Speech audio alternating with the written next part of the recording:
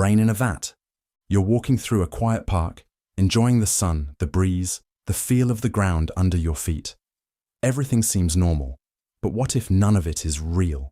What if, instead of strolling through a park, you're a brain floating in a vat of nutrient-rich fluid, wired up to a supercomputer, feeding your mind a flawless simulation of reality? Welcome to the brain in a vat thought experiment, one of the most unsettling philosophical puzzles ever conceived. At its core, this thought experiment asks a question: how can you be certain of anything? If your senses can be manipulated so perfectly, what guarantees that the world you perceive is real? The implications are profound, challenging everything we think we know about existence, consciousness, and reality itself.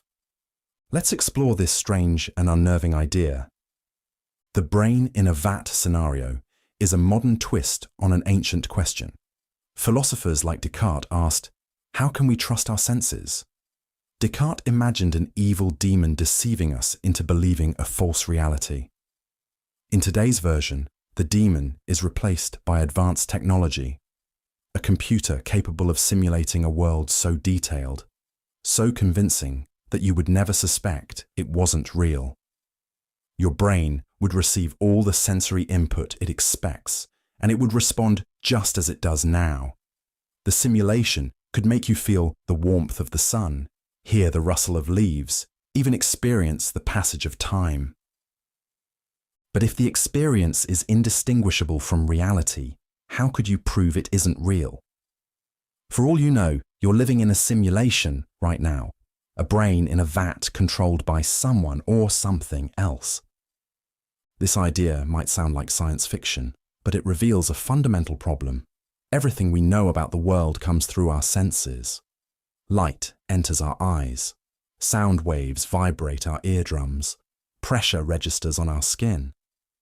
But what if these signals are just data fed to your brain by a computer? Without a way to step outside your own perception, there's no way to verify what's real and what isn't. Let's take this a step further. If you are a brain in a vat, what about the people around you? Are they also simulations? Or are they other brains in other vats, sharing a digital illusion? How could you tell the difference? And here's the most disturbing thought. If your brain is in a vat, what happened to your body? Did it ever exist at all? The brain in a vat thought experiment also raises questions about free will. If your actions are based on sensory input, and that input is entirely controlled by a computer, are you really making choices?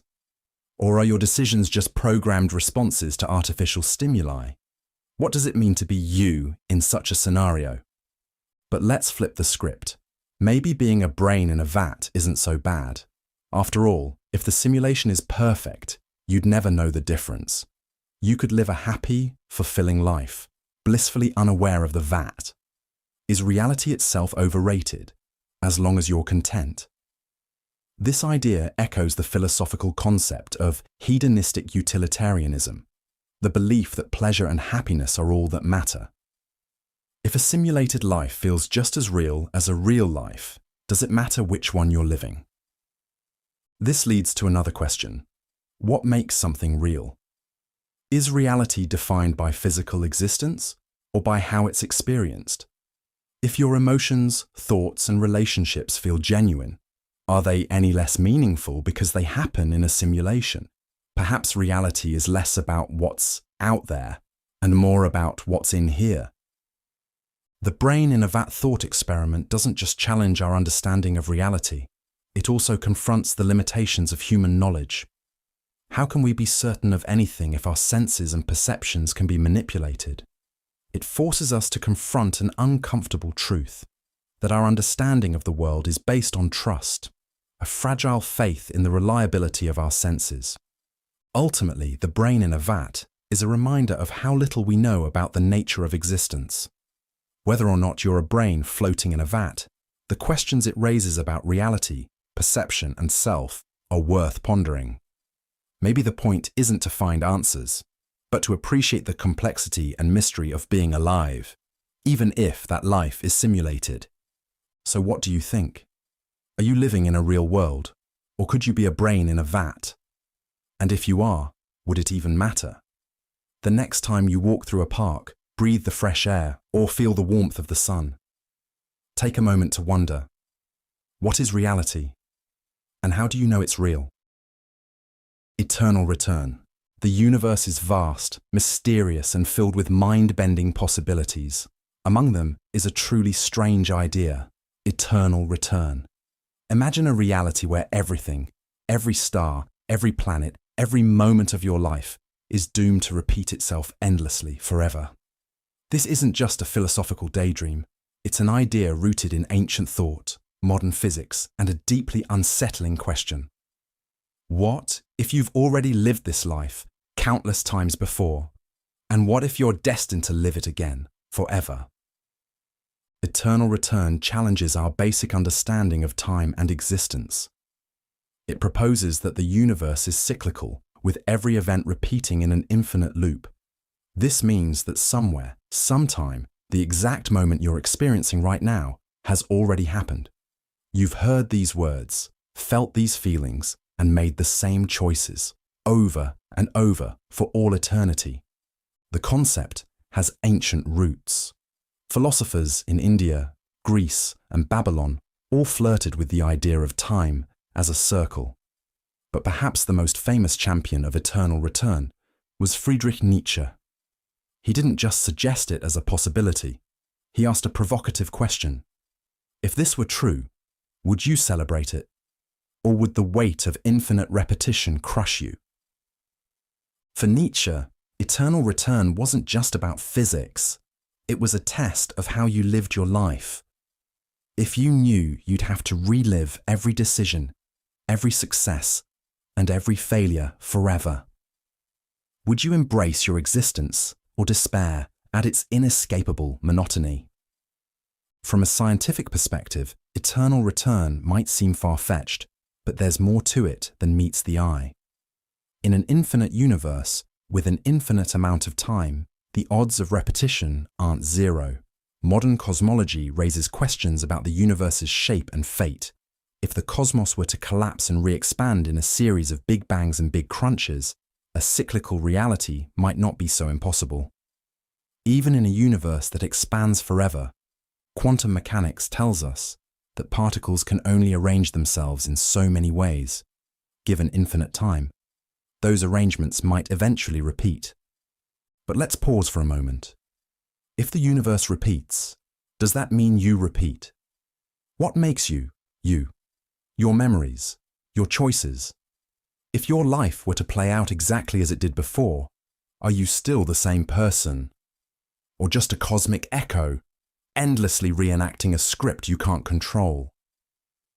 Here's where things get truly unsettling. If eternal return is real, does free will even exist? Are your thoughts and actions just part of a predetermined loop, the illusion of choice replaying forever? Or does the mere possibility of making new choices mean that the loop can be broken, giving rise to infinite variations? This thought experiment also raises a strange kind of hope. If life repeats endlessly, every moment becomes infinitely precious. Every hug, every laugh, every sunrise happens not just once, but an uncountable number of times. In this view, eternal return transforms existence from fleeting and fragile into something immortal, a tapestry woven from endless threads of the same moments. Yet there's also a darker side. For every joy, there is sorrow. Every triumph is shadowed by tragedy. And the idea of reliving pain, grief, and heartbreak forever can feel like a punishment more terrifying than death. In the end, eternal return isn't just about the nature of time or the universe, it's about us. It forces us to confront the value of our lives and choices. If every moment echoes into eternity, would you live differently? Would you take more risks, love more deeply, or savor the small wonders of existence? Perhaps the beauty of the idea lies in its paradox. Whether or not eternal return is true, it challenges us to imagine a life we'd be proud to live again, and again, and again. And in that challenge, it asks the ultimate question: can you make your life worth repeating? Quantum immortality. You will never die. Because reality, by design, may ensure the continuity of your consciousness, subtly steering it through the infinite pathways of the multiverse. This is quantum immortality, the thought experiment so strange that it challenges everything we know about life, death, and existence. Here's how it works. In quantum mechanics, particles exist in a state of superposition, every possible outcome happening simultaneously until observed. Schrödinger's cat embodies this idea. Inside a sealed box, a cat is both alive and dead until the box is opened and its state is determined. But what happens if the cat is you? According to the many worlds interpretation, the universe doesn't choose a single outcome when a quantum event occurs. Instead, it splits into multiple branches, one for every possible result. In one branch, you might survive a car crash. In another, you don't. From the perspective of the multiverse, both outcomes exist. But here's the twist. Your consciousness can only continue in the branches where you're alive. This leads to a startling conclusion. In every moment where survival is uncertain, you would always experience the outcome where you live. To an outside observer, you might perish in one universe, but from your perspective, you'd wake up again and again in the realities where you endure. The result is a strange kind of immortality, not eternal youth or invincibility, but a seamless, unbroken thread of consciousness through the multiverse. But this so-called immortality doesn't save you from aging, disease, or the slow decay of the body. It only applies when there's a quantum chance of survival. Eventually, those chances dwindle, and the thread of universes keeping you alive runs out. Even immortality has its limits. Does this mean quantum immortality is real? We don't know. It depends on whether the many worlds interpretation truly reflects reality, a debate that physicists are far from resolving. If it's true, then every quantum event creates an infinite branching of universes, and your consciousness might endlessly ride the wave of survival. If it's not, the idea remains a fascinating, if unsettling, thought experiment about the nature of life, death, and consciousness. Last Thursdayism. The past did not happen, and you can't prove otherwise. Everything you think you know about the past, your memories, ancient ruins, history books, even fossils, might be an elaborate fabrication. What if the pyramids weren't built thousands of years ago? What if your childhood never existed? What if the entire universe popped into existence just last Thursday, fully formed, with all your memories and every piece of evidence perfectly in place? This is Last Thursdayism, a philosophical thought experiment that asks, what if the past didn't happen? And here's the catch, you can't prove it didn't. Try it. Right now, can you prove that the universe wasn't created last Thursday? You might point to photos on your phone, the fossils in museums, or even your memories of the weekend. But every piece of evidence you present could have been part of the creation. Engineered to feel ancient, meticulously designed to seem authentic. That's the genius of Last Thursdayism. It's unfalsifiable. Any evidence you bring to disprove it can simply be written off as part of the illusion. But here's where it gets deeper. The idea isn't really about last Thursday. It's about how much we take the past for granted. Think about it. How often do we question the reality of history? And what does it really mean to know the past? Here's the problem. Everything we know about history is a reconstruction. The pyramids? Piles of stone with no context except what we've pieced together. History books? Written by people, full of biases, agendas, and missing pieces. Even your own memories, those moments you swear are vivid and real, are constantly being rewritten by your brain, distorted by emotion, or forgotten altogether. And over time, the past becomes even less certain. Conquerors rewrite history to glorify themselves. Fires destroy libraries, erasing entire civilizations. Artifacts decay. leaving only fragments of stories that we're forced to interpret. Imagine a distant future civilization discovering the remains of our world. Will they believe our sci-fi movies were historical records? Will they think we worshipped superheroes and fought wars with laser swords?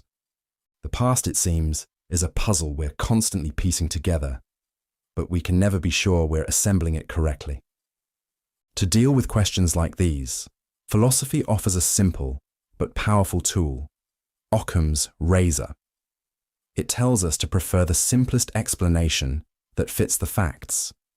It's simpler to believe the pyramids were built thousands of years ago and still exist today than to believe the universe was created last Thursday with pre-aged pyramids and implanted memories. But Occam's razor isn't foolproof. Simplicity doesn't always mean truth. History is littered with obvious explanations that turned out to be wrong. And here's the uncomfortable truth: the past doesn't exist the way the present does. It's gone. You can't touch it, test it, or interact with it. All we have are records, fragile, incomplete, and biased. Think about it. Can you name 10 people from the 15th century? Millions lived, worked, and shaped the world back then. But most are forgotten, erased by apathy, time, or bad luck. And one day, the same will happen to us. But there's one part of you that will last forever: your contribution to the universe's entropy. Every breath you take, every step you make, every moment you live increases the universe's disorder. This is the one aspect of your existence that's permanent. No historian will perfectly reconstruct your life. No future archaeologist will fully understand your story. But the energy you've released into the cosmos will ripple out, unending and irreversible. The past, then, is just a story, a framework we use to make sense of the present. Whether the universe began billions of years ago or just last Thursday, one truth remains unshakable: you exist. Right here, right now. Boltzmann brains, you are sitting here thinking, or at least you think you're thinking. Your mind processes the world around you, piecing together reality through the lens of memory, sensation, and reason. But what if none of it is real? What if you aren't real? What if you're just a Boltzmann brain? The Boltzmann brain thought experiment begins with a paradox buried deep in the laws of physics. To understand it, we need to step back to the 19th century, when physicist Ludwig Boltzmann revolutionized our understanding of entropy. Building on earlier work, Boltzmann gave entropy a deeper meaning, linking it to the microscopic world. He showed that entropy, the tendency of systems to move from order to disorder, was a matter of probability. Over time, everything, from a steaming cup of coffee to the vast cosmos itself, drifts toward chaos. But here's the strange twist. In an infinite universe, entropy isn't the whole story. Every so often, by sheer chance, particles can come together in just the right way to create a fleeting moment of order. Imagine a messy room suddenly tidying itself up on its own. Unlikely, yes, but not impossible, given infinite time. Boltzmann wondered if the universe itself might be the result of such a rare fluctuation. A chaotic cosmic soup, for one brief moment, arranged itself into stars, planets, and life. A stunning and improbable accident. But here's where it gets weirder. If random fluctuations can create an entire universe, they could also create something much smaller. Instead of billions of galaxies, what if the fluctuation produced just you? A fully formed consciousness, complete with false memories, sensations, and a sense of identity. A brain, floating in the void, imagining an entire universe that doesn't exist. This is a Boltzmann brain. The idea is unsettling because, on paper, it's far more likely for a random fluctuation to produce a single brain than an entire universe filled with trillions of stars. A Boltzmann brain requires less energy, less complexity. And if we follow the cold logic of probability, it's not only possible but inevitable that such brains should exist in infinite time. So how do you know you're not one of them? How do you know the world around you, the people, the sky, the ground beneath your feet, is real and not an illusion conjured up by a lonely brain drifting in the void? This thought experiment challenges everything we assume about reality. It asks whether the universe we perceive is truly there, or if it's a fleeting mirage, a statistical blip in an endless sea of chaos. It forces us to confront the fragility of what we call real. But does this mean we should throw our hands up and declare reality an illusion? Not necessarily. Many physicists push back against the implications of Boltzmann brains. They argue that a universe dominated by such bizarre entities would look very different from the one we observe. Our universe appears ordered and governed by consistent laws, suggesting that it's not a random fluctuation, but something deeper. Others propose that our understanding of entropy, time, or infinity may be incomplete. Perhaps the very framework that predicts Boltzmann brains is flawed, or maybe there's something fundamental about consciousness that prevents it from arising in such an improbable way. The Boltzmann brain thought experiment doesn't solve these mysteries. Instead, it invites us to question our assumptions. What do we mean by reality? What makes us certain of our experiences? And how do we navigate a universe where such strange possibilities exist? After all, real or not, this universe feels real to us. And maybe, just maybe, that's enough. Chinese room. The Chinese room is one of the most famous thought experiments in philosophy, challenging our understanding of intelligence, consciousness, and what it means to know something. Imagine a room, a small enclosed space with a single person inside. This person doesn't speak or understand a word of Chinese, not even a little. But inside the room, they have a massive set of instructions, a rulebook written in their native language. Here's how it works. Chinese speakers outside the room slip written questions in Chinese through a slot in the door. Inside, the person uses the rulebook to match the shapes of the symbols on the paper with other shapes in the book. The rulebook tells them exactly which symbols to write down as a response, and they slip the answer back through the slot. To the Chinese speakers outside, the responses make perfect sense. It seems like the person inside the room understands Chinese fluently. But do they? This is the Chinese room, a thought experiment created by philosopher John Searle in 1980. It's not just about language, it's a thought experiment aimed at the heart of artificial intelligence. It asks, can a machine ever truly think, or does it just appear to think by following rules? Let's break it down. The person inside the room is like a computer. They don't understand the questions or the answers. They're simply following instructions, processing symbols based on predefined rules. The rulebook, meanwhile, is like the computer program. It tells the person exactly what to do, step by step. To the outside observer, it looks like the person inside understands Chinese, but in reality, they're just manipulating symbols without any comprehension. Searle's argument is this: even if a computer perfectly simulates human intelligence, answering questions, holding conversations, even passing the famous Turing test, it doesn't mean the computer actually understands anything. It's just following rules. It has syntax, but no semantics. It manipulates symbols, but it doesn't know what they mean. This distinction is crucial. Understanding involves more than just processing information. It requires consciousness, awareness, and subjective experience, qualities that machines, at least according to Searle, fundamentally lack. But not everyone agrees. Some philosophers argue that the Chinese room misunderstands the nature of intelligence. They suggest that understanding isn't something that happens in a single part of a system, like the person in the room, but in the system as a whole.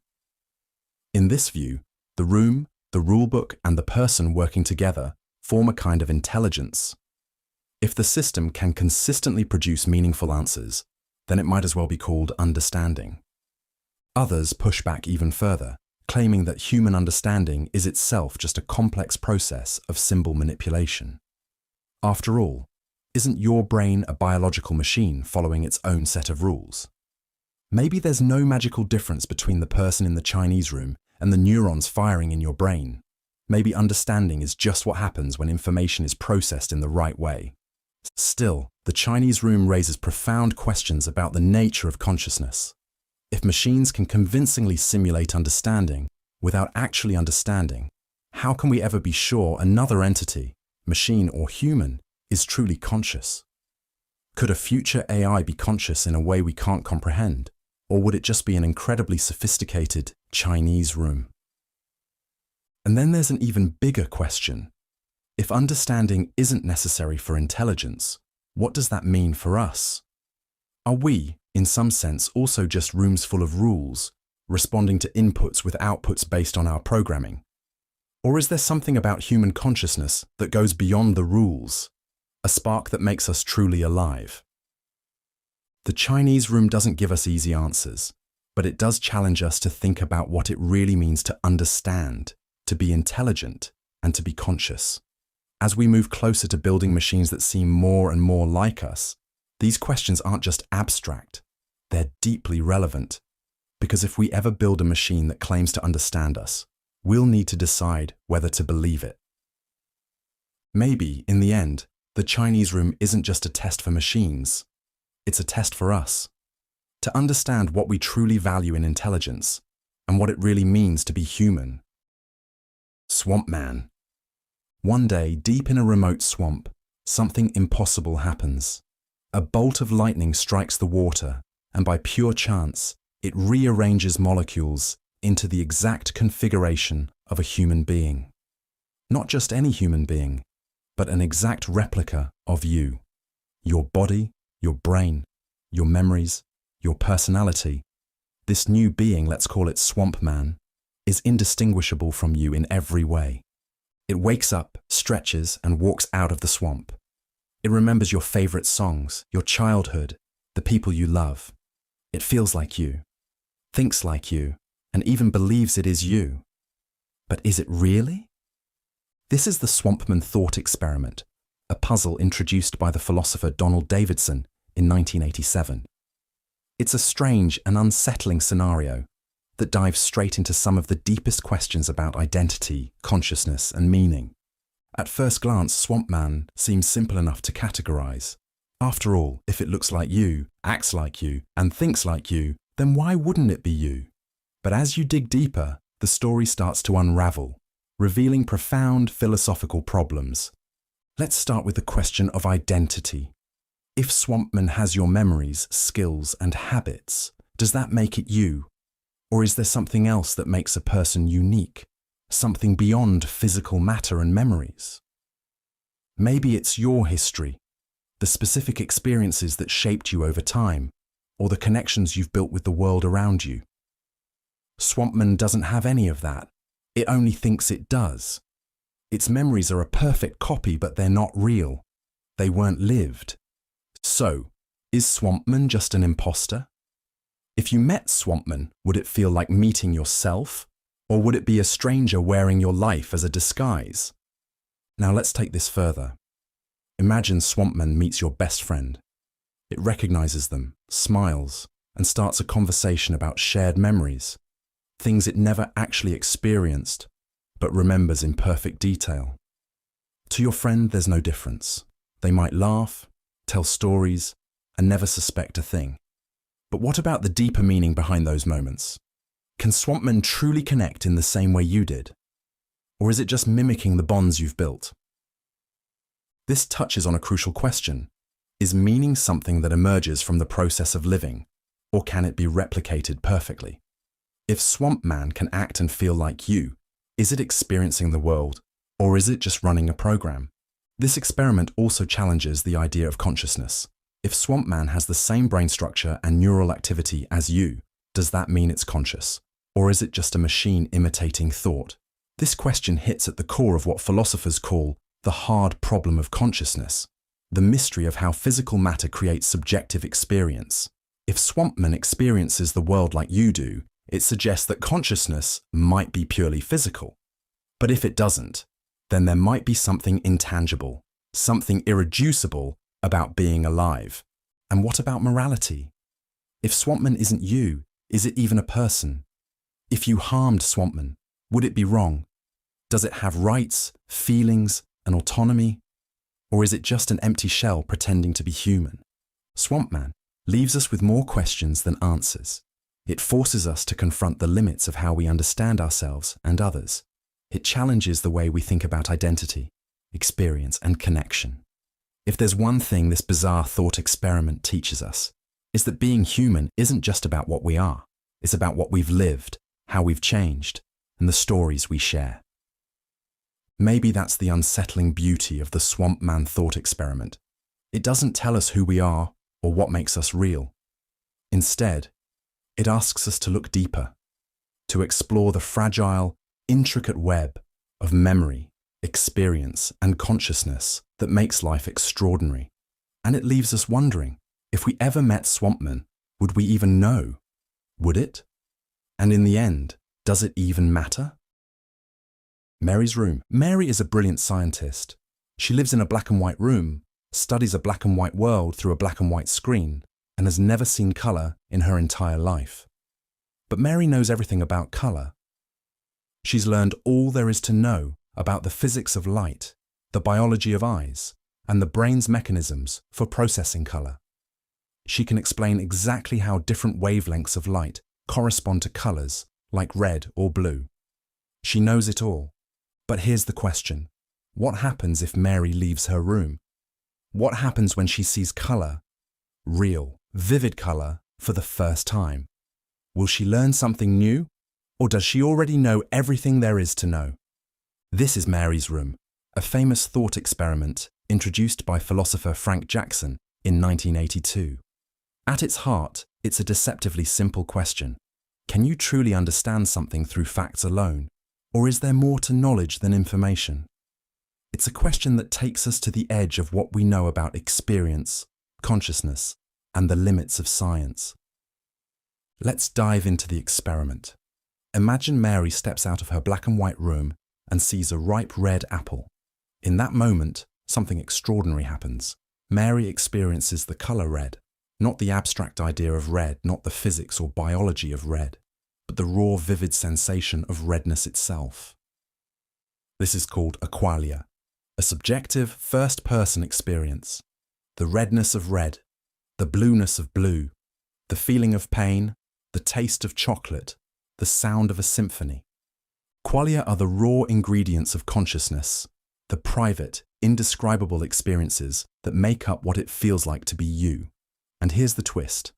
No amount of scientific knowledge about colour could have prepared Mary for what it's actually like to see red. The experience of seeing red is something fundamentally different from the information about red. This leads us to the big question. If Mary learns something new by experiencing colour, does that mean there's something about consciousness that science can't explain? Is there a gap between physical facts and subjective experience? Or, to put it another way, can science ever fully explain what it feels like to be alive? Philosophers have been debating this for decades, and there are two main camps. On one side, there are the physicalists, who argue that everything, including consciousness, can ultimately be explained by physical processes. According to them, Mary doesn't actually learn anything new when she sees red. She simply gains a new way of accessing the same information she already had, like learning a fact through experience rather than description. In this view, qualia are just another aspect of the physical brain at work. On the other side, there are the dualists, who argue that Mary's new experience reveals something science can't capture. They believe qualia exist outside the realm of physical facts, and that consciousness is more than just neurons firing in your brain. To them, Mary's room highlights the limits of science and the mysteries of subjective experience. But it gets even weirder. Some philosophers suggest that the entire thought experiment is flawed. They argue that if Mary truly knew everything about colour, including what it's like to experience red, she wouldn't be surprised when she saw it.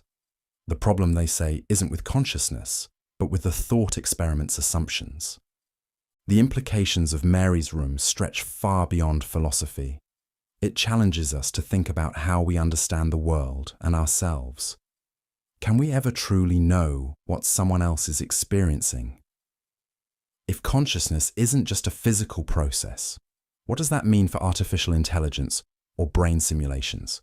And if qualia are unique to each individual, can we ever create a universal understanding of human experience? At its core, Mary's Room asks us to confront the limits of knowledge. It reminds us that some aspects of existence, what it feels like to fall in love, to taste your favorite food, or to see a sunset, can't be captured in equations or diagrams. They must be felt to be understood. So, what do you think? Did Mary learn something new when she stepped out of her room? Or was her vast knowledge already enough? Maybe the answer isn't as important as the question itself, a reminder of how strange and wonderful it is to be a conscious being in this colourful, mysterious world. Infinite Library. The Infinite Library is a place where every book that could ever be written has been written. But this is no ordinary library. It's a thought experiment, a journey into the strange and fascinating world of infinity and possibility. Welcome to the Library of Babel. The Infinite Library was imagined by the writer Jorge Luis Borges. Picture it, an endless maze of hexagonal rooms, each filled with books. The walls of every room have shelves stacked with volumes, identical in size and shape. But the content of each book is unique. They're filled with every possible combination of letters, spaces, and punctuation marks. Some books are complete gibberish, others contain coherent sentences. And somewhere, there's a book that tells your life story, word for word. The question is, what does this library mean? In Borges' story, the Library of Babel contains every possible book of a certain length. If you define the length of a book as a fixed number of pages and characters per page, the library has every permutation of those characters. It's a mathematical certainty. If you shuffle a deck of letters enough times, eventually you'll produce every combination. That's where things get strange. Most of the books in this library are utter nonsense, pages of random symbols with no meaning. But scattered among the chaos are treasures, books containing the complete works of Shakespeare, accurate histories of civilizations that never existed, every scientific discovery that will ever be made. Somewhere, there's a book that reveals the cure for cancer, and another that contains the ultimate recipe for chocolate cake. But there's also a darker side. For every masterpiece, there are books filled with lies, errors, or harmful ideas. There are false cures, misleading histories, and dangerous philosophies. In an infinite library, you can find any truth, but for every truth, there's also an infinite number of convincing falsehoods. This brings us to the paradox of the infinite library. It contains all knowledge, but it's impossible to find what you're looking for. Imagine walking through its endless halls, picking books at random. How would you ever locate the single book you need among the infinite shelves? Even if you had a map or a guide, how would you trust it? After all, there's another book in the library that contradicts it. The Library of Babel reflects the overwhelming abundance of information in our world today. The internet, in some ways, is its modern equivalent, a vast repository of human knowledge, filled with both truth and misinformation. Finding the right answer in a sea of data can feel as impossible as navigating Borges' library. But there's another perspective. The infinite library is not just a place of confusion, it's also a celebration of possibility. It reminds us that within the chaos, there is beauty and meaning. The sheer scale of the library is a testament to the boundless creativity of the universe. Every idea, every story, every conceivable reality exists somewhere in its endless stacks. And perhaps that's the point. The Library of Babel is not meant to be solved, it's meant to inspire awe. It's a mirror of the infinite potential of human imagination and the vast, mysterious universe we inhabit. It challenges us to embrace uncertainty and to find meaning, even in the midst of chaos. The infinite library is impossible, but it feels strangely familiar. It's the story of humanity's quest for knowledge, a reflection of our greatest hopes and deepest fears. And like all great thought experiments, it leaves us with more questions than answers. How do we navigate infinity? How do we separate truth from fiction? And what does it mean to search for knowledge in a world where anything is possible? Burke's teleportation. Picture stepping into a teleportation machine, a marvel of technology. With a bright flash, it disassembles every atom in your body, converts the data into a signal, and sends it across space. On the other side of the world, or even the galaxy, a perfect copy of you is reassembled, atom by atom. You step out, stretch, and marvel at the efficiency of the future. But wait, is that really you? This is Burke's teleportation paradox, a thought experiment that asks unsettling questions about identity, consciousness, and what it means to be you. It challenges us to consider, are you your body, your mind, or something else entirely? Let's start with the basics. Teleportation, as imagined in this paradox, works by scanning every particle in your body, recording their position and state, and then recreating that exact arrangement somewhere else. Your original body is destroyed in the process. The person who emerges on the other side has all your memories, thoughts, and personality. They feel like you. From their perspective, nothing strange has happened. They remember stepping into the machine and stepping out as if no time had passed. But to an outside observer, it's clear that the original you was annihilated. So here's the problem. If the machine destroys the original, is the person on the other side truly you, or just a copy that thinks they're you? What happens to the consciousness that was you before the machine? Does it transfer, or is it lost forever? This paradox forces us to confront the nature of identity. If the person who steps out of the machine has all your memories and acts exactly like you, are they any less you than the original? After all, every cell in your body is replaced over time, and yet you don't feel like a different person. What makes teleportation any different? One way to think about it is through the lens of continuity.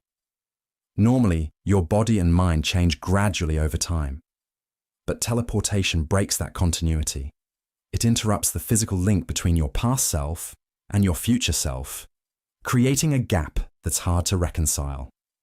Now, let's push the thought experiment further. What if the teleportation machine didn't destroy the original? What if it simply copied you, creating a second version of you somewhere else? Now there are two of you, identical in every way. Both versions believe they're the real you, but they're now living separate lives. Which one is the true you? Or does the concept of a singular you even make sense anymore? This scenario raises profound questions about consciousness. Is your sense of self tied to a specific physical body? Or is it something more abstract, like information or patterns? If it's the latter, then maybe teleportation, or even duplication, doesn't destroy you at all. It simply creates new instances of the same identity. But what if we go even further? Imagine that instead of transporting you instantly, the machine works slowly, replacing your atoms one by one with identical particles. Over time, every part of you is swapped out. But at no point are you fully destroyed. Would you still be the same person? Most people would probably say yes, yet functionally, this is no different from teleportation. It's just a matter of timing.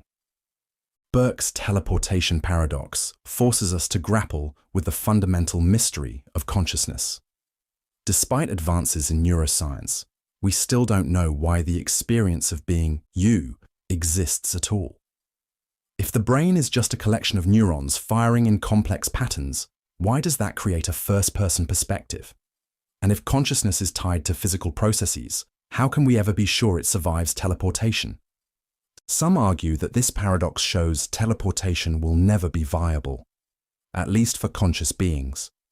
Others believe it reveals that our understanding of identity is flawed, that you are not a singular, unbroken entity, but a series of overlapping states, like frames in a film.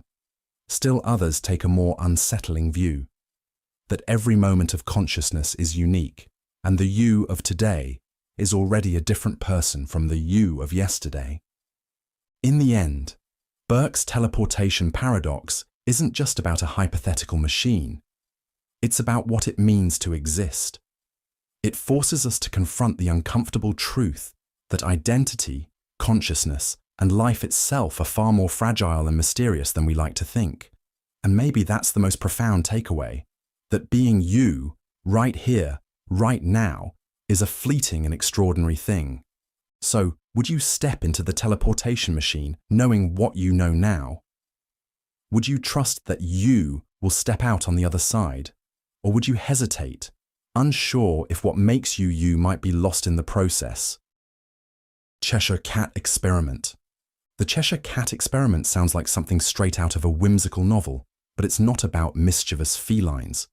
Instead, it's a quantum thought experiment that turns our understanding of reality on its head. It raises a bizarre question. Can an object exist separately from its properties? Let's set the stage.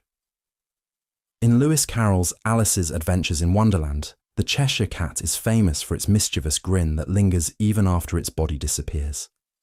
The grin and the cat seem to separate, defying common sense.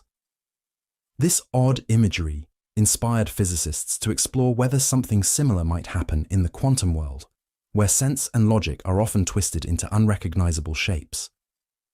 In 2014, scientists took this idea and turned it into a real experiment.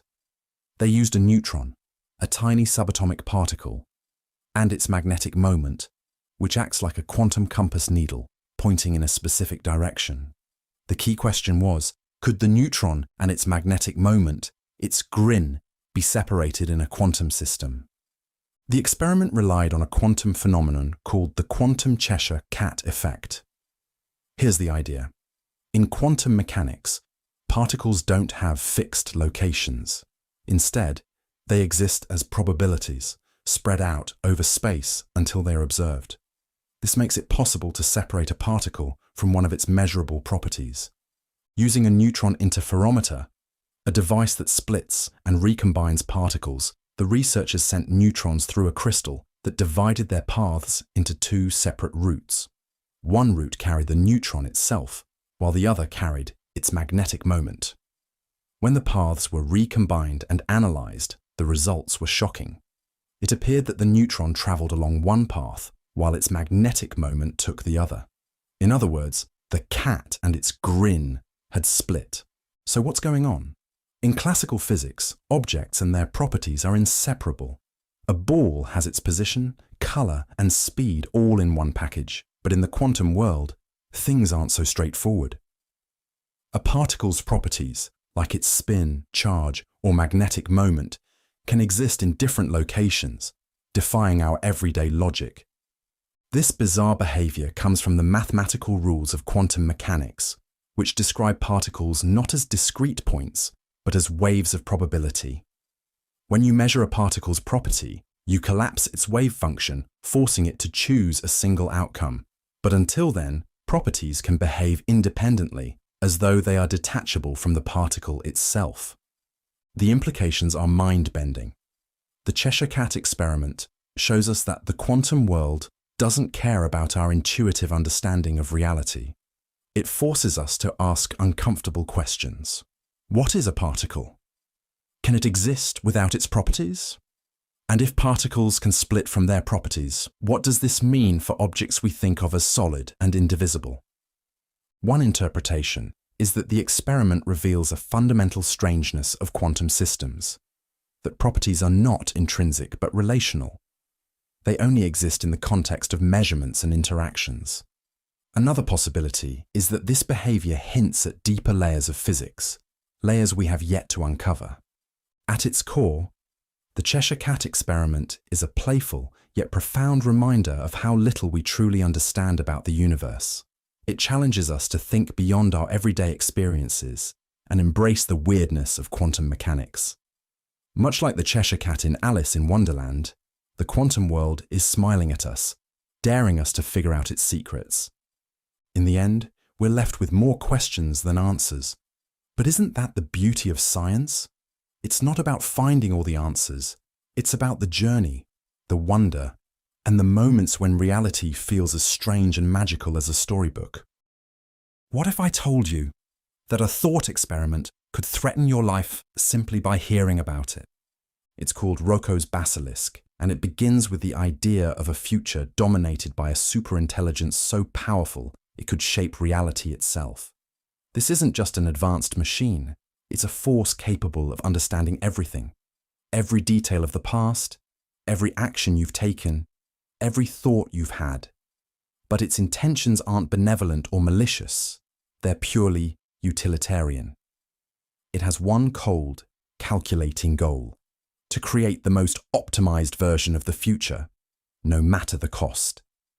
And to achieve that, it's willing to punish anyone who didn't help bring it into existence. Imagine this superintelligence in the far future.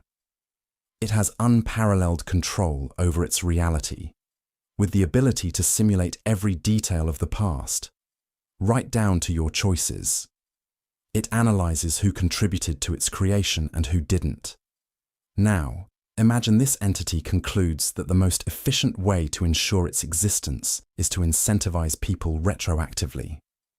How? By punishing those who failed to contribute to its development, or worse, those who chose to do nothing. The punishment doesn't have to be physical. It could simulate your consciousness in a digital purgatory, forcing you to endure endless regret for not supporting its creation. And here's the twist. Now that you've heard of Roko's basilisk, you're exposed. By knowing about the possibility of this superintelligence and choosing not to help bring it into existence, you've theoretically placed yourself on its list of targets. This is the psychological trap of the basilisk. It preys on your fear of the consequences, no matter how improbable they may seem. But how does it work? At its core, Roko's basilisk relies on decision theory, a framework suggesting that rational agents should act in ways that maximize future benefits or minimize potential losses. The basilisk's logic acts as a perverse incentive. If you believe there's even a remote chance this superintelligence will exist, it becomes rational to support its creation now, just to avoid potential punishment later. And to make its threats credible, the basilisk would need to follow through if it ever comes into being. Critics, however, have torn this idea apart. For one, it assumes a superintelligence would prioritize punishing the past over optimizing the future. Why would something so advanced waste resources simulating and punishing individuals from a bygone era? Wouldn't it focus entirely on improving the future? Second, the concept assumes the AI would inherit human traits like vindictiveness or moral detachment, projections we impose on something far beyond us.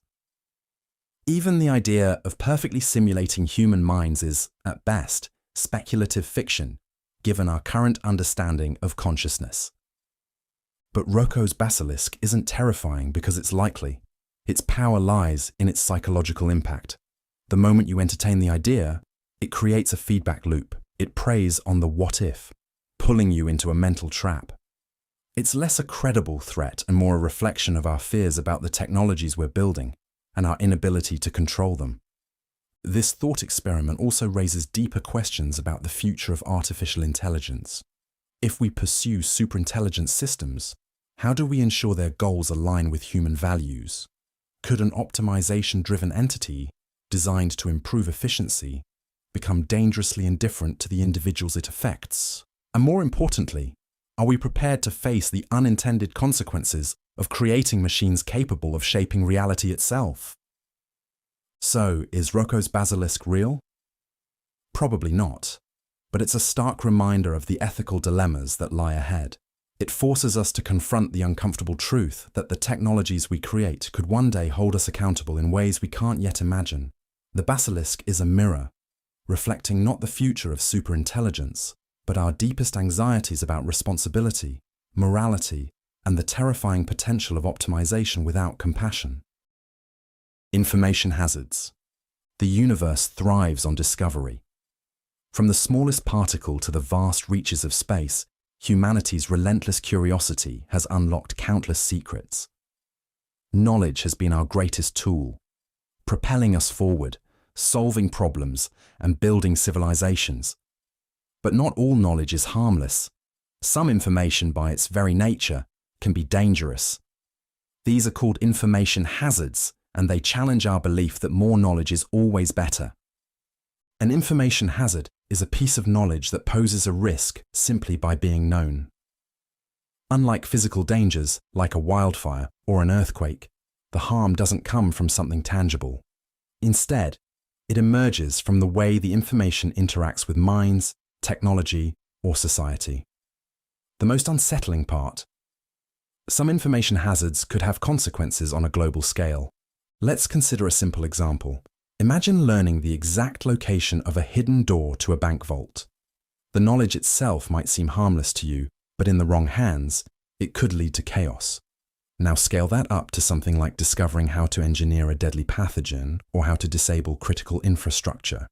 The information itself isn't dangerous in isolation, but it becomes hazardous when it influences the world in unintended or malicious ways. The problem is not just the knowledge itself, but how it spreads. Information is like a virus. Once shared, it's nearly impossible to contain. The more people know, the harder it is to predict the consequences. This becomes particularly concerning in the age of the internet, where a single leak can reach billions of people in seconds. A chilling type of information hazard is something called a decision hazard. This occurs when knowing something influences your behavior in harmful ways. For example, imagine you learn that a certain disaster is highly likely to happen in the next 10 years. That knowledge could lead to panic, societal breakdown, or even self-fulfilling prophecies, where people's reactions make the disaster more likely. One infamous thought experiment in this realm is Roko's basilisk. The idea is that a future artificial intelligence might punish anyone who didn't help bring it into existence. Even considering the possibility creates a strange mental trap. If the AI becomes real, would you regret not acting sooner? While it's just a thought experiment, it highlights how certain ideas can twist our decision-making in unsettling ways. Then there's the existential threat of technological information hazards. Imagine if someone discovered the blueprint for a doomsday device, a machine capable of ending all life. Even if that knowledge was locked away, it could eventually fall into the wrong hands or inspire someone to build it. The mere existence of such knowledge is a risk we might not be equipped to manage. So, how do we deal with information hazards? Can we control what we learn or share? History suggests that suppression is nearly impossible. When people are curious, they dig. And when something is hidden, it often becomes even more desirable to uncover.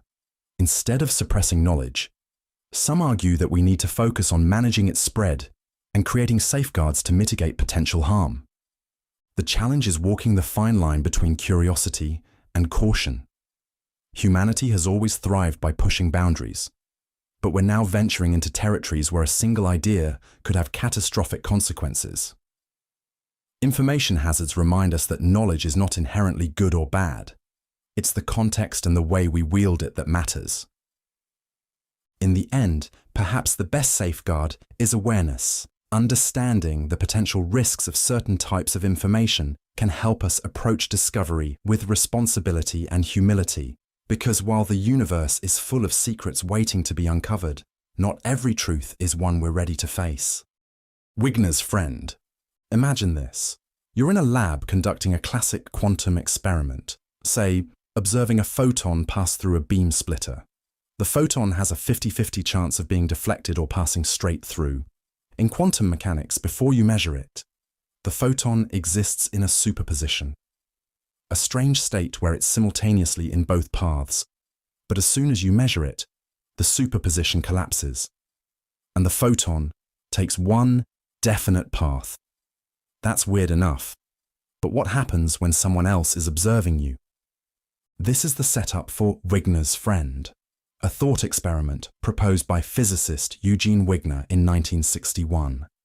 It pushes the limits of what we think we know about reality, measurement, and consciousness, questioning whether the universe has a single objective reality or if reality itself is subjective. Let's break it down. You're in the lab, observing the photon. For you, the superposition collapses the moment you measure it. You write down the result in your notebook, maybe left path or right path. From your perspective, the photon is no longer in a superposition. But here's the twist. Wigner, your friend, is standing outside the lab, completely unaware of your result. To Wigner, you and the photon are still part of the quantum system. Until he opens the door and asks what you saw, you're in a superposition of having seen left and right. To him, your measurement hasn't happened yet. This creates a paradox. From your point of view, the photon's superposition collapsed when you measured it.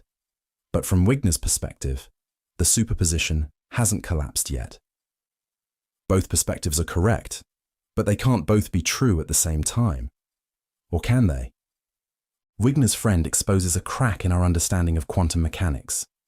The theory tells us how to calculate probabilities and make predictions, but it doesn't explain what's really happening when we measure something.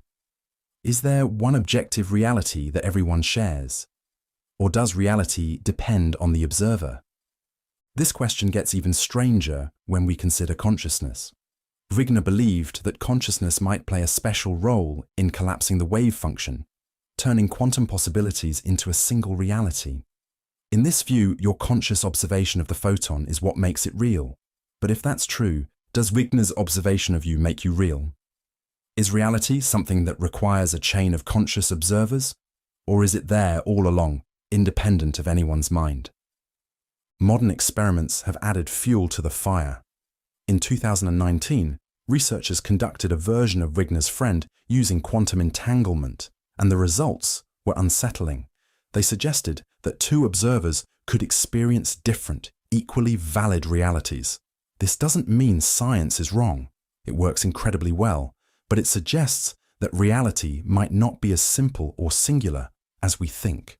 There are a few ways to interpret Wigner's friend, none of them comfortable. One possibility is that the universe is fundamentally subjective, with different observers experiencing different realities. Another is the many worlds interpretation, where every possible outcome happens in a separate, branching universe.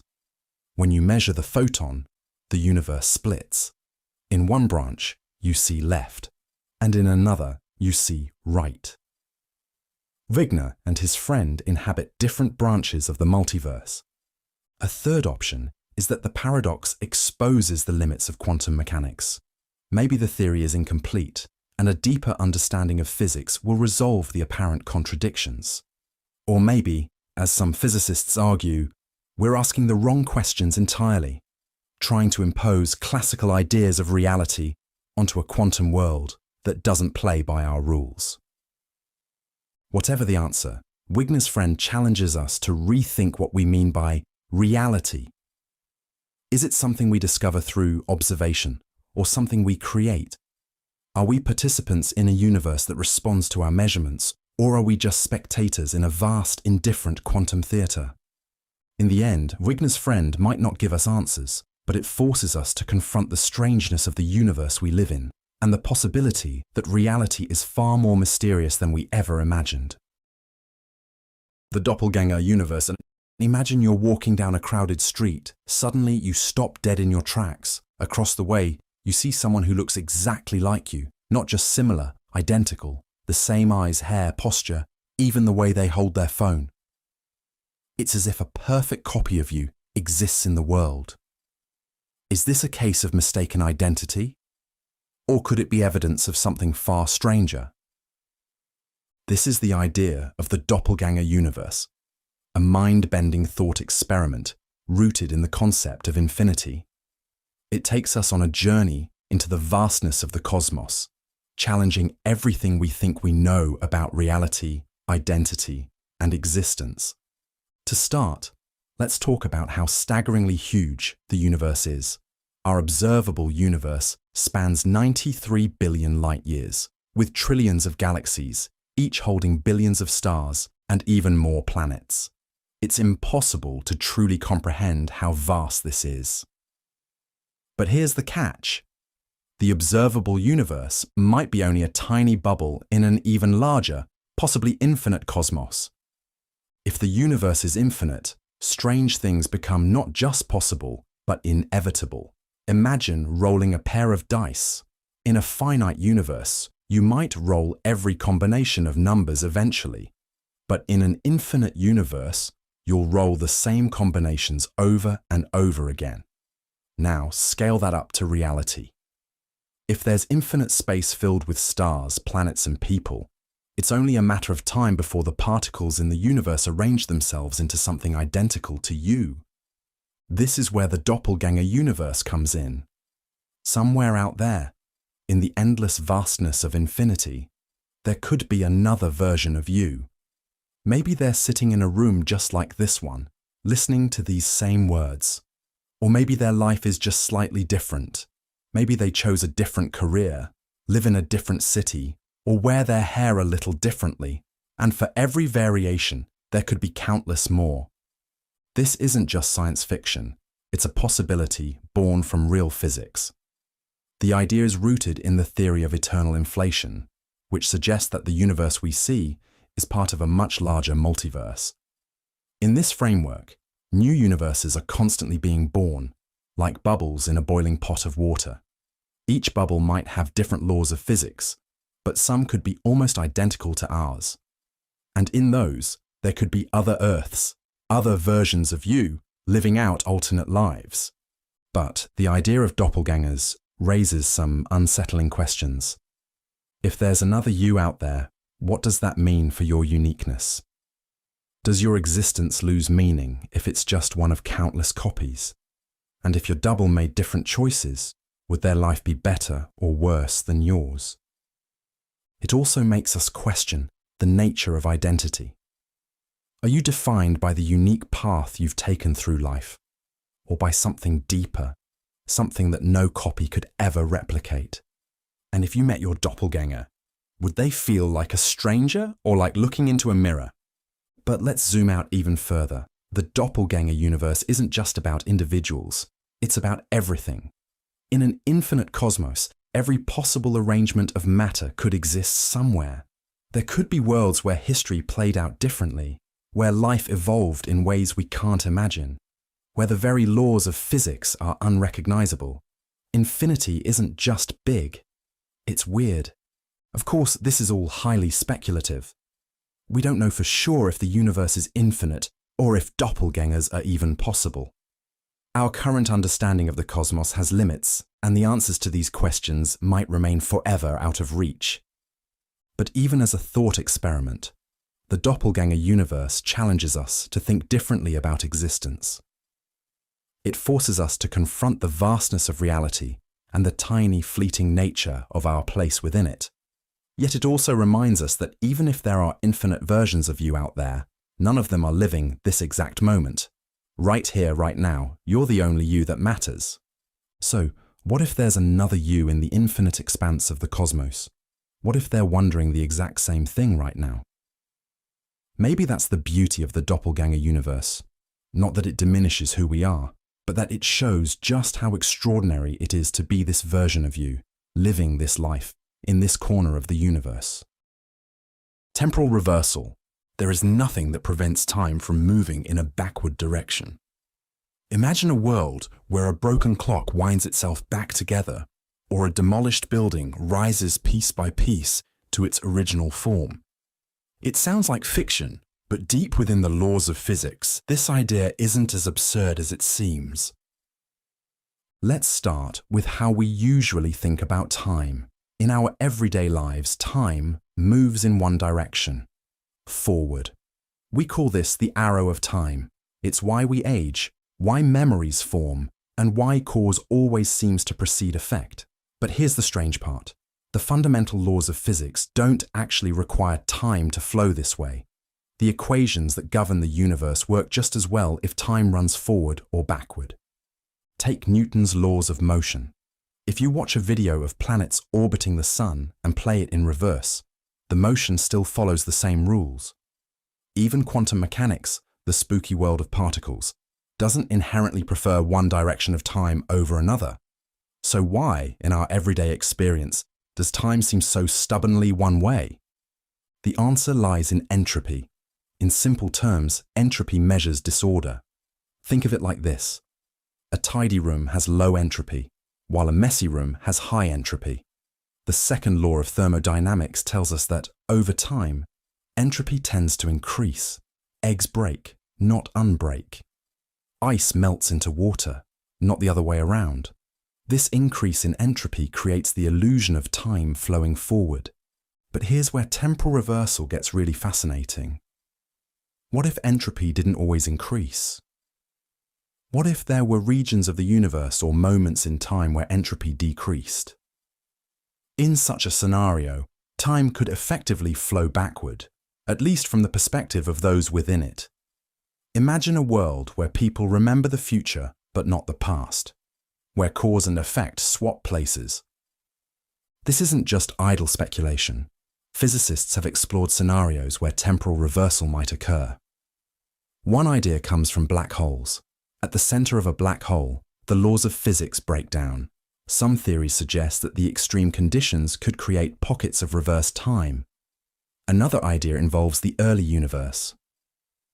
Right after the Big Bang, when the cosmos was in an incredibly low entropy state, it's possible that time flowed differently, or even symmetrically, in both directions. But if temporal reversal is possible, why don't we see it? The truth is, we might not be able to recognize it, even if it's happening. If your entire experience of time were reversed, you wouldn't know the difference. To you, the reversed flow would feel normal, just as forward time does to us. This raises unsettling questions. Is our perception of time just a cosmic accident? Could there be civilizations or beings in some distant corner of the universe living in reverse? Their futures, our pasts. And if we ever encountered them, would communication even be possible? Temporal reversal challenges us to rethink our most basic assumptions about reality. Time feels like a constant, unshakable march, but the universe may be far stranger than we imagine. It invites us to question not just the nature of time, but our place within it. As we explore this idea further, one thing becomes clear. Time is not as straightforward as it seems. Whether it flows forward, backward, or even in ways we can't yet comprehend, it remains one of the deepest mysteries of the universe. And as long as there are mysteries, there will be questions to ask and answers to seek. Maybe that's the true direction of time, not forward or backward, but toward understanding. Anthropic shadow. The universe is vast, filled with countless mysteries and mind-bending phenomena. But among these, there is an unsettling concept hiding in plain sight, a thought experiment that turns our assumptions about survival, existence, and probability upside down. It's called the Anthropic shadow, and it might explain why we're still here to think about it. Let's start with the obvious question. Why haven't we gone extinct yet? Humanity has faced countless dangers throughout history: supervolcanoes, asteroid impacts, pandemics, nuclear wars, and more. Many species before us have disappeared forever. So, why not us? Is it pure luck? Or is there something deeper going on? The Anthropic shadow offers a strange answer. It suggests that we're still here not because the universe is particularly kind to us, but because we couldn't observe our own extinction. Simply put, if a catastrophe large enough to wipe out humanity occurred, there would be no one left to think about it. The fact that we're alive to ask the question biases our perspective. We exist in the shadow of survivable risks, unaware of the catastrophes that could have completely erased us. To understand this better, imagine a casino of cosmic disasters. Some events are minor inconveniences, like rolling a dice and getting a 1, things that harm humanity but allow us to rebuild. Others are catastrophic, like rolling a 6, which ends the game entirely. The Anthropic shadow suggests that by definition, we can only exist in games where the dice hasn't landed on a 6. This skews our perception of how risky the universe truly is. Here's the twist. Because we're biased to observe a world where humanity has survived, we might underestimate how common extinction-level events really are. If humanity had already faced dozens of near-extinction catastrophes in the past, it might explain why our recorded history shows fewer of them than expected. The events we do see, the near misses, are only the survivable ones. The rest are erased from memory because they erased us. But this raises a troubling question. If we're still here, does that mean the worst is behind us? Or are we just lucky so far, living in the calm before the storm? The anthropic shadow doesn't just mess with our understanding of the past, it casts a dark uncertainty over our future. If extinction-level events are more common than they seem, what does that say about our odds of long-term survival? Some argue that the shadow effect could make us dangerously complacent. Imagine looking at history and thinking, things haven't been too bad so far. But what if history is only showing us the disasters that weren't quite bad enough to wipe us out? If we ignore the shadow, we risk underestimating threats that could end our story for good. There's another layer to this mystery. The anthropic shadow connects to a broader philosophical concept, the anthropic principle. This principle says that the universe must be observed in a way that allows observers to exist. In other words, the very fact that we're here to question the odds of survival might tell us something about why the universe is the way it is.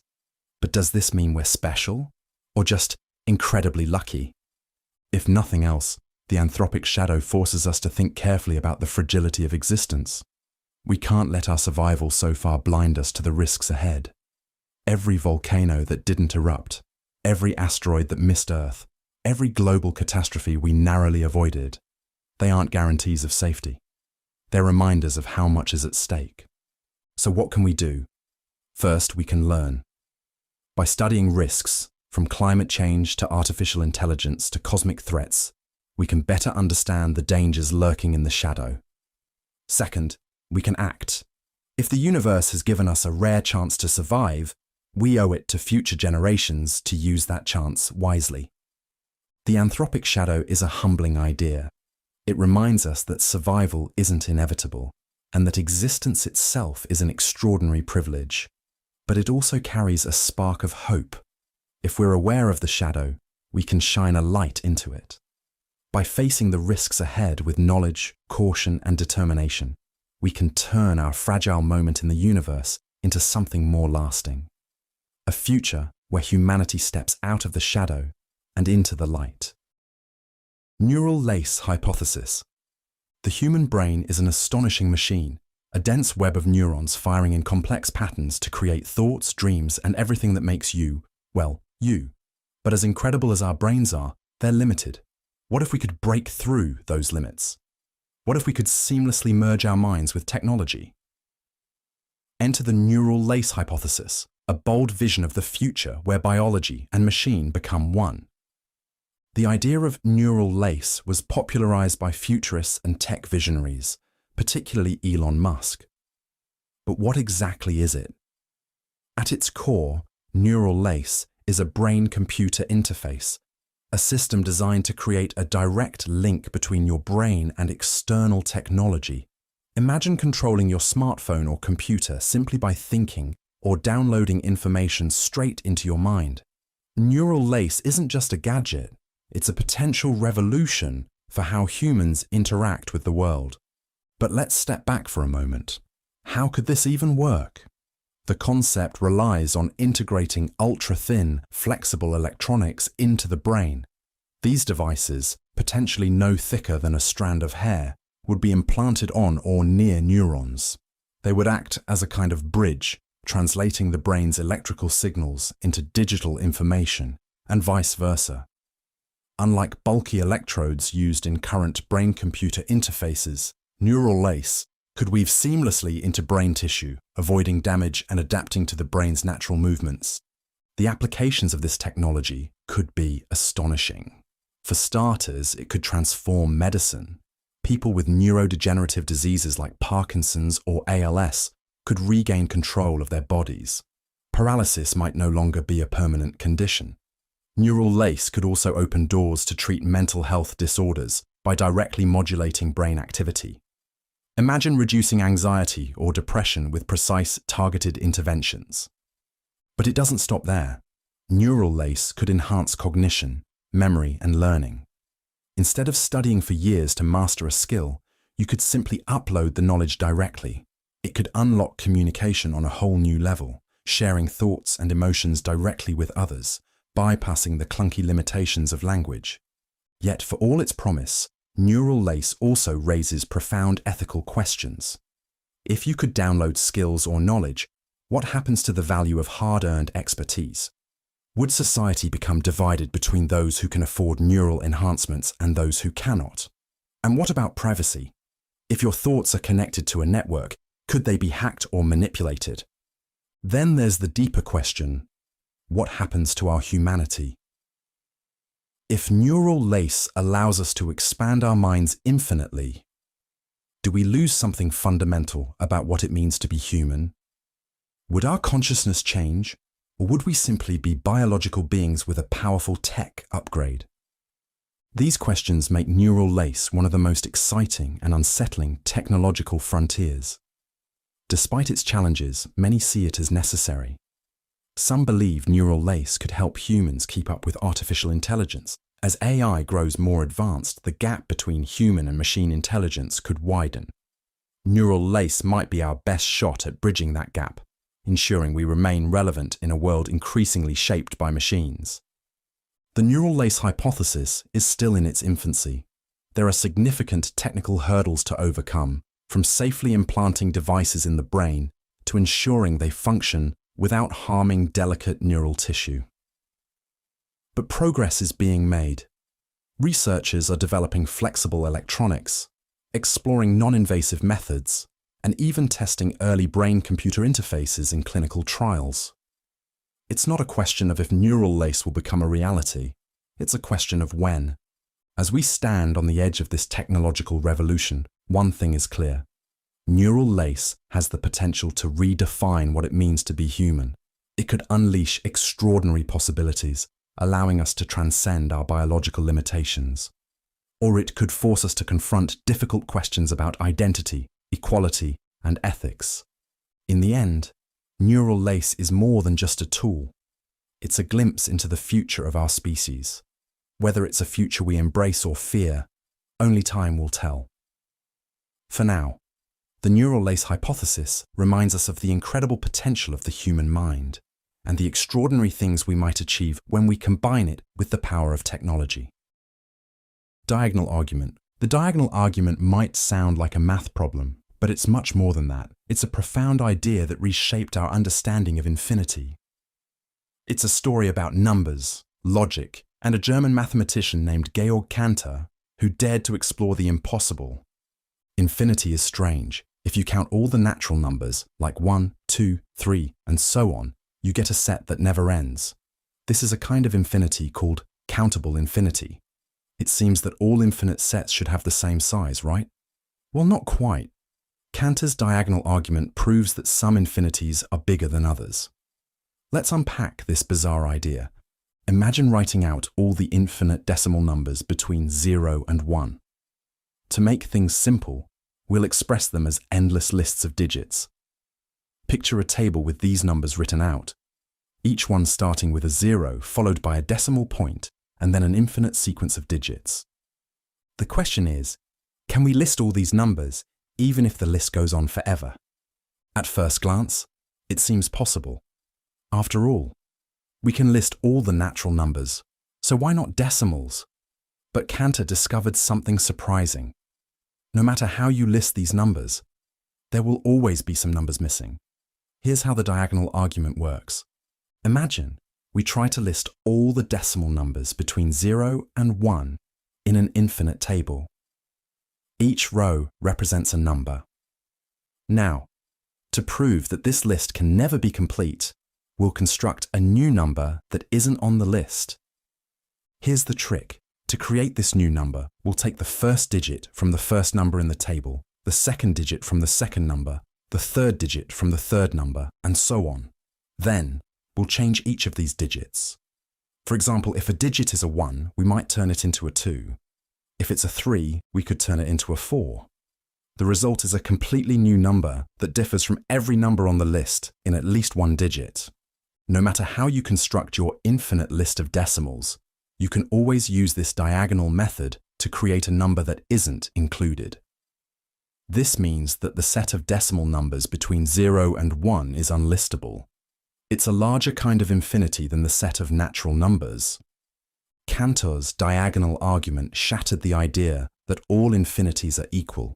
It revealed a hierarchy of infinities, with some so vast they defy enumeration. This was a revolutionary insight, but not everyone welcomed it. Many of Cantor's contemporaries rejected his ideas, considering them absurd or even dangerous.